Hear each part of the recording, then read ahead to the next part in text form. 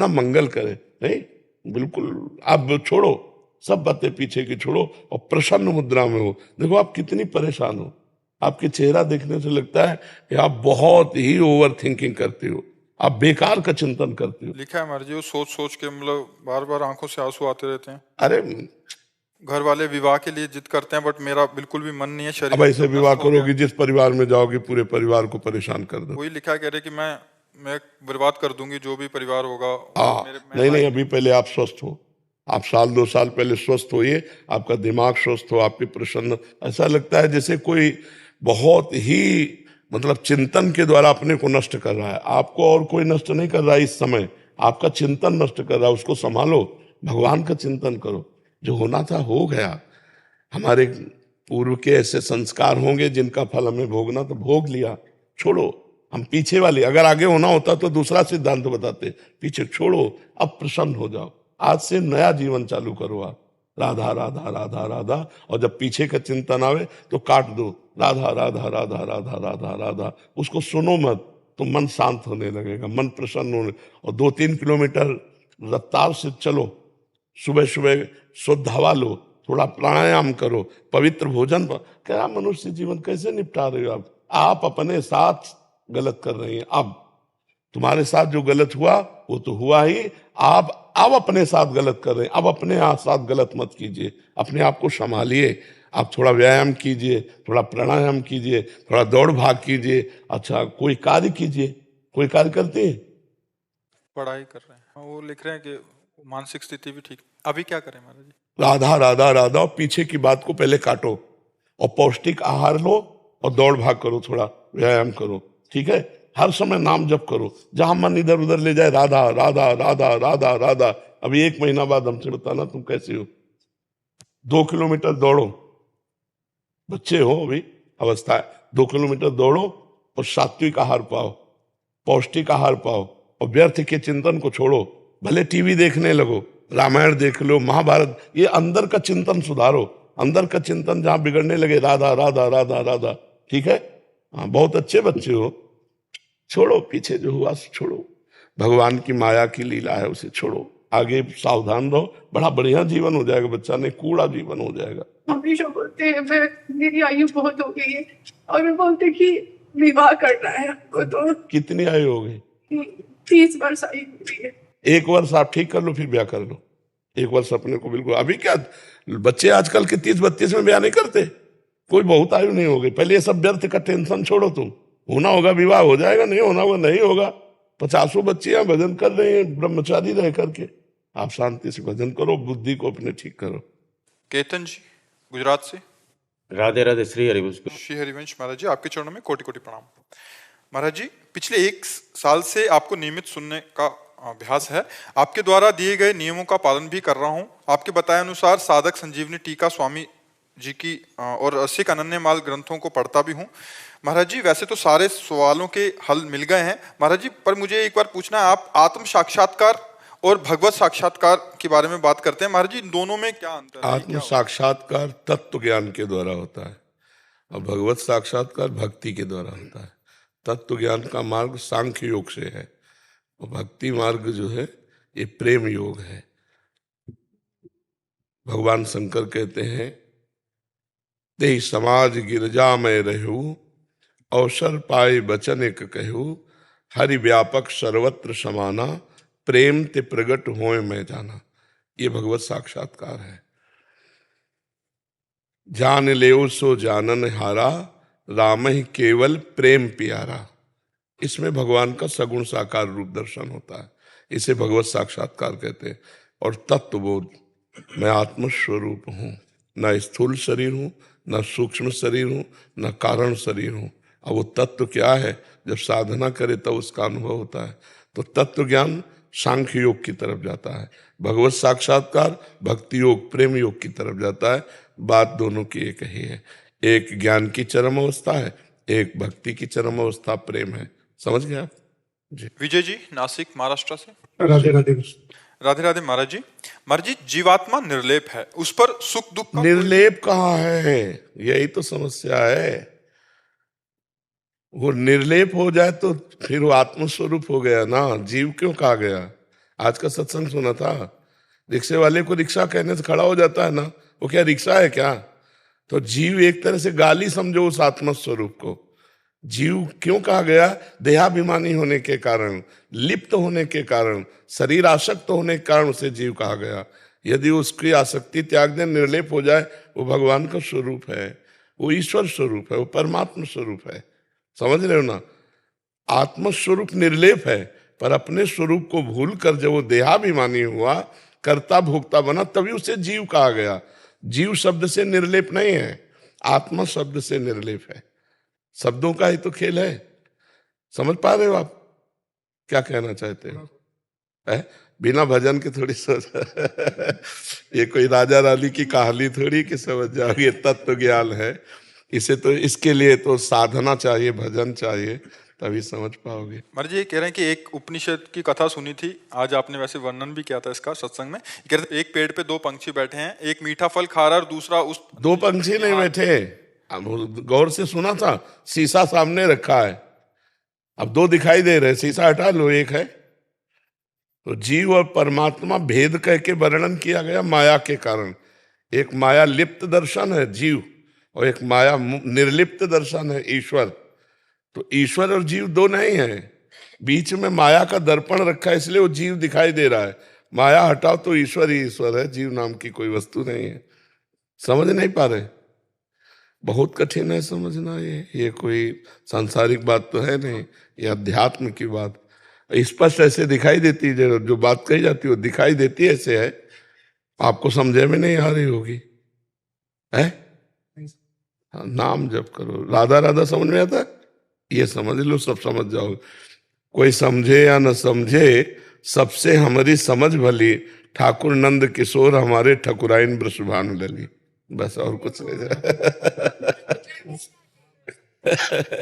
ज्यादा बुद्धि लगा ले, परेशानी नहीं, पैर पकड़ लो, पार हो जाओ। बस प्यार में सुख है।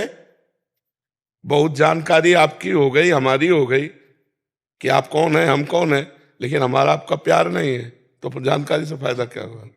और हम कुछ नहीं जानते पर आपको प्यार करते हैं, तो हम दोनों बन जाएंगे। हम आपको नहीं जानते आप कौन है, हमें आप नहीं जानते कि हम कौन है, लेकिन हम दोनों प्यार करें, आपस में आसक्त हो जाएं, तो अभी हम दोनों एक बंध गए प्रेम बंधन में। तो ऐसे ही हम कौन है हमें पता नहीं, प्रभु कौन है हमें पता नहीं, पर हम प्रभु से प्यार करेंगे तो प्रेमाधीन भगवान बन जाएंगे हमारे। जानकारी मात्र से तो बात बनेगी नहीं, प्रेम से बनेगी। जब हम भगवान को प्रेम करते हैं तभी हमारी बात बनती है। तो जैसे हम पुत्र से प्रेम करते हैं, पत्नी से प्रेम करते हैं, माता पिता से, अगर एक हिस्से में भगवान से प्यार कर लें तो निहाल हो जाए। जीवन बहुत बढ़िया ये है कि आप संत समागम करते हैं, आप नाम जप करते हैं, आप अच्छे आचरण वाले हैं, आप भगवान से प्यार करते हैं, अब बहुत बढ़िया जीवन है। नहीं तो व्यर्थ जीवन समझो, बिल्कुल बेकार जीवन समझो। जी अरुण तिवारी जी। राधा राधे। महाराज जी राधे राधे। महाराज जी 2 वर्ष पहले भारी प्रतिकूलता में श्री जी की कृपा से यूट्यूब के माध्यम से आपसे जुड़ा। थोड़े समय में नाम जप जीवन में उतरा, भगवत मार्ग की तरफ बढ़ा और अनुकूलताएं बढ़ी। इसके बाद लगा जैसे कुछ समय बाद मेरे अंदर ज्ञान हो जाएगा और अनुभूतियां हो रही थी। शरीर संबंधी महाराज जी इनको बता दिया अपनी अनुभूतियों को कि बहुत अच्छा सा हो रहा है। फिर अभी सारी अनुभूतियां मतलब लोप हो गई, छुप गई, और महाराज जी अब पहले जैसी स्थिति आने को है। अहम बहुत हो गया था और भाव से नीचे उतर गया। भाव नहीं बन रहा बच्चा, जब तक गुरु शरणागत नहीं हुआ जाता और गुरु की कृपा के अंकुश में नहीं रह जाता, तब तक अध्यात्म को किताबें पढ़ के प्रवचन सुन के नहीं प्राप्त किया जाता। ये गुरु के चरण आश्रित होकर उनकी चरण रज का सेवन करते हुए कदम कदम पर उनका सहारा लेकर चला जाता है। नहीं तो फिर ऐसे हो तो कोई भी वेदांत पढ़ करके ब्रह्मज्ञानी हो जाए, भक्ति ग्रंथ पढ़ करके भक्त हो जाए, प्रेम की किताब पढ़कर प्रेमी हो जाए, ऐसे तो नहीं होता ना।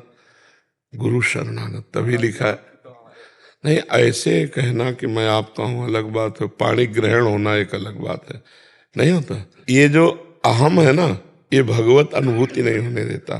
तो गुरु कृपा से जब ये अहम नष्ट हो जाता है तो अनुभूति स्थायी होती चली जाती है और वो आगे बढ़ता चला जाता है। अभी बिना अंकुश के हाथी है, बिना अंकुश का हाथी है। महावत जब उसके सर पर अंकुश मारता है तब वो सही दिशा पकड़ता है।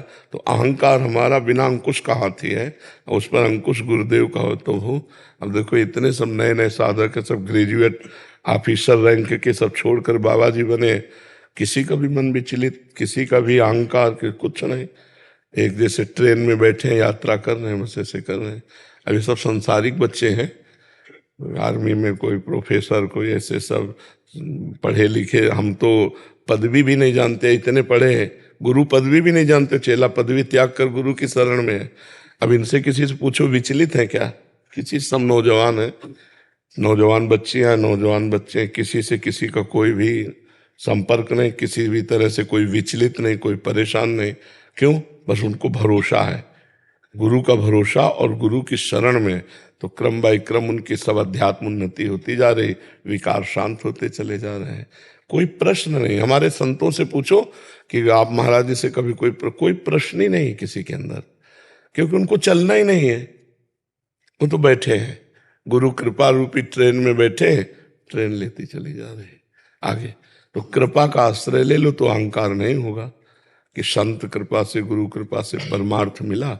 नाम जप कर रहे हो महाराज जी, पहले तो बहुत बढ़िया हो रहा था, लेकिन अभी धीरे धीरे कोई पापाचरण बन गया क्या? बहुत ज्यादा पापाचरण बनते हैं। हाँ, इसीलिए माने कुछ कुछ संतों के वाणी सुनते हैं तो अच्छा नहीं लगता है, तो मुख से गलत निकल जाता फिर तो नष्ट हो जाओगे। जब आप संतों की निंदा करोगे तो परमार्थ नष्ट हो जाएगा। नष्ट होने का मतलब तो परमार्थ वही नष्ट हो गया। संतों की निंदा मत करो। क्यों संतों की निंदा है। मतलब सुनते हैं तो लगता है महाराज जी कुछ उनकी तरफ से गलत बोला जा रहा है, तो फिर गलत नहीं। तो भगवान ने उनको जितना विवेक दिया वो उतना बोल रहे हैं, जिनको जितना भगवान ने क्षमता दी उतने ही तो बोलेगा। तो अब ऐसा थोड़ी कि हम किसी की निंदा करें।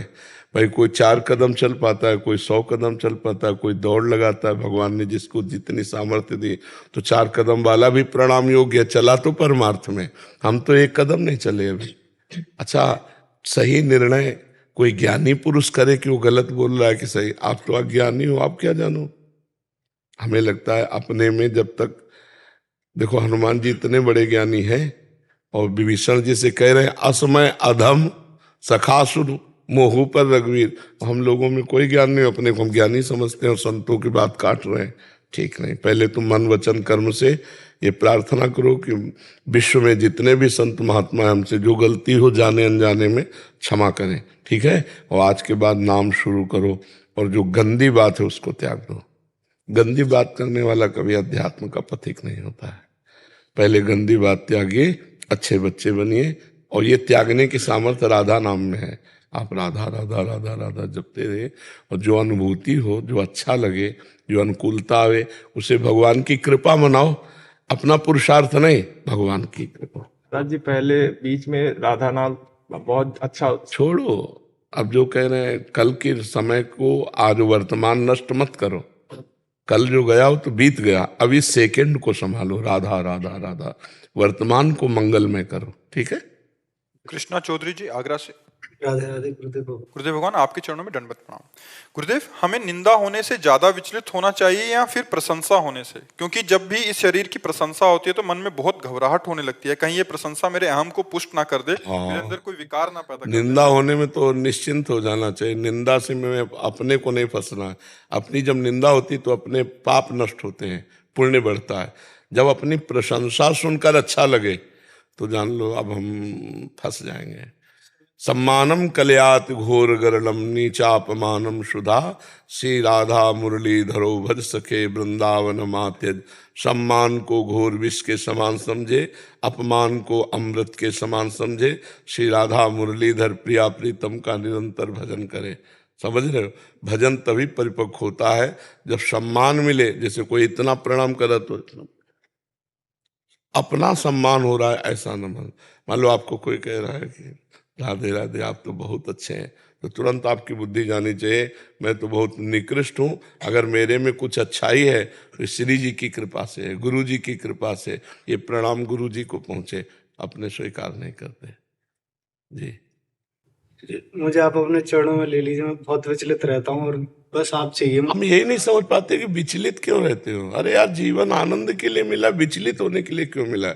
किस बात से विचलित हो? इस बात से कि मुझे आपके चरणों में आना है बस पूरी तरीके से। हाँ, तो ये विचलता थोड़ी, ये तो भगवान के मार्ग के अग्रसर बनने के लिए आनंद की बात है। चरणों का तात्पर्य हमारी बात को मानना।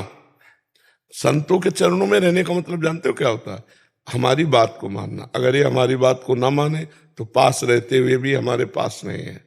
आप हमारी बात मान लो तो 1000 कोस दूर रहते हुए भी आप हमारे पास हो। खुद अनुभव करोगे आप, देख लेना। हम अपने प्राण त्याग दूं लेकिन आपकी बात का कभी। हाँ, बस भगवान कृपा करें, आपको सामर्थ्य दे कि आप अच्छे बच्चे बनो, अच्छे आचरण वाले बनो। कहीं चूक हो जाए तो घबराने की जरूरत नहीं, दौड़ने वाला ही गिरता है, समझ रहे? फिर उठे, फिर दौड़ लगा दी। इसमें बहुत खुले दिमाग का आदमी चाहिए।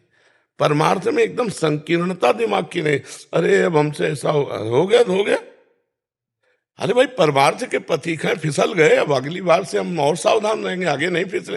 फिर फिसल गए, फिर नहीं फिसलेंगे। हम 1000 बार फिसलेंगे तो 1000 बार उठ के दौड़ेंगे।